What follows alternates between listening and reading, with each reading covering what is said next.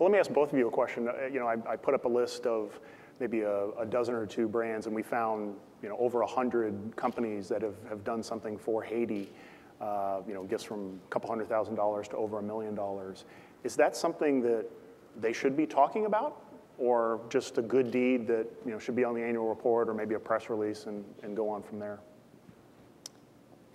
I'd say yes, that they should be talking about it as much as possible. I mean, you look at Chile and you look at Haiti. There was $30 billion worth of damage in Chile. There's $14 billion worth of damage in Haiti.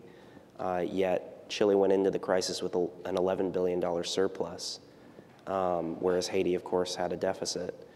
Haiti doesn't just need philanthropies and brands and whoever else to get involved.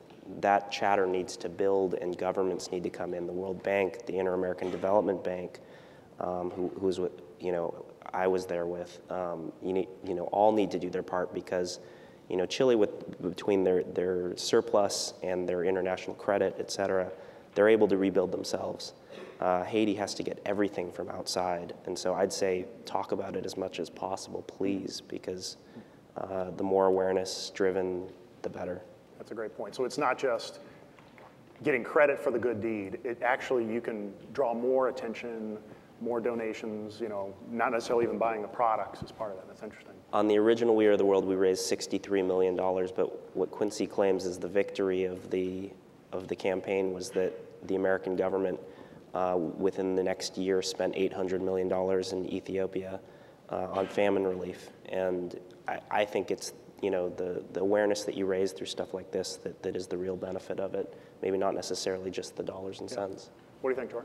Well, I think that there are tiers of engagement, and if you use a Facebook or you're talking about social networks, obviously it's going to get the word out, but then if you really want to get to the more nuanced messaging, which you want to do by extending the message for Haiti, that's where you need to employ influencers, and that's where your influencer marketing kicks in. I think that there's this reactive position where we've got something to say, let's just throw it out there, tweet it, Facebook, talk to some bloggers, but not really making a distinction about how you're using each of these.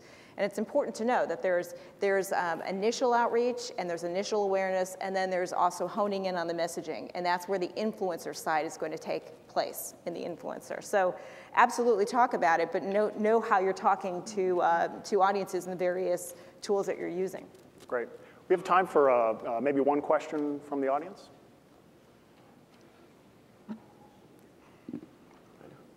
Got a hand over here. If we get a mic.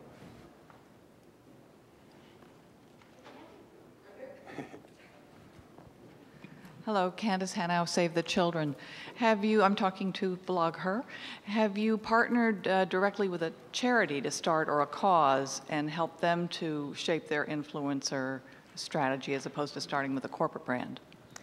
Yes, and I will caution by saying that when we have done that, not every blogger, believe it or not, of our 20 million uniques across the various blogs that are in our network, don't all believe in the same things, right? And so what would be a mistake is, and whenever we do partner with any cause, and brands that are with causes, is to enforce that on everybody. What we usually try to do is create an opt-in, opt-out. Let's get the ones that really are into it, and then get them talking about it. It's not about, okay, BlogHer now believes this. It's about these bloggers within BlogHer will back this. Just making sure, and I think sometimes brands get that wrong, because brands and causes, because they want to get everybody on board. It's not going to work that way. And if you have to pick, go for the ones that are going to want to be there, and we'll put the badges up, and we'll get the word out. Great. That's about all the time we have. Thank you very much. Thanks, guys. Thank you.